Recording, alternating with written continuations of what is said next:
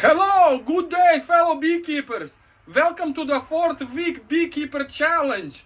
So far, I have not had any contestants to do beekeeper challenge. I have one possible man say he can load faster 400 hives, and his wife had video, but I say please send me video, I want to post it, but he never send me video. Maybe he don't have it, I don't know, maybe he was just joking, I don't know. But today, for the 4th week beekeepers challenge, we're gonna do hive insulation.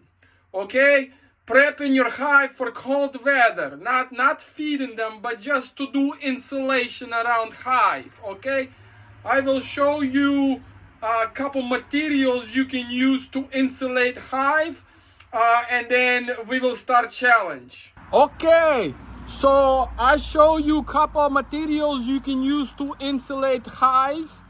These materials I used to use in the past. I show you now.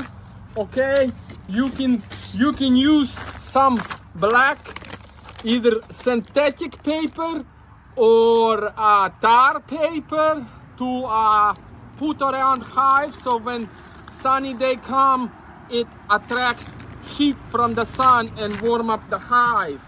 Okay, I tried that before. I also tried making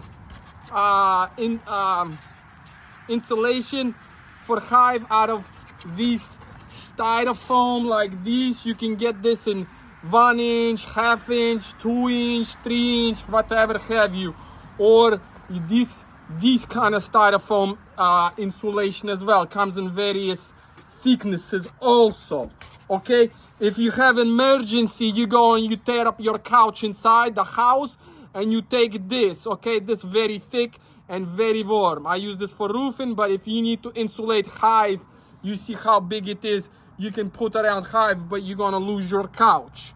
Okay, I have question for when I used to use this insulation or the tar paper or the other insulation. My biggest issue was where I stored this in the summertime. I still use the insulation now, but come summer, it's like you have to have storage for every season for beekeeping. You know, feeders and insulation and this and that. Is you need warehouse to store all this junk. Okay, I still use insulation, but I never remove from hive. Okay, I show you. So if you see my other beekeeper challenge videos, you already see this mobile hive unit. Now I use insulation. Okay, I use the styrofoam insulation in the ceiling. Okay, I use the styrofoam insulation in the walls. One of my trailers, not this one, but one of my other trailers, I actually put insulation from underneath and put pressure treated plywood and screw it to the framing from underneath trailer and waterproof membrane the plywood and insulated the floor. I don't see that is too necessary for these mobile units. It's too much overkill bill. Okay, so here I have walls insulated and I have ceiling or roof insulated, and it stays there. Okay, it may take me maybe 2 hours when I build these to insulate walls and ceiling. Okay, so I will give you 2 hours head start, okay, to insulate your hives. Biggest problem for me in the past is if I have 5 hives, yeah, I can go out there, I can insulate 5 hives.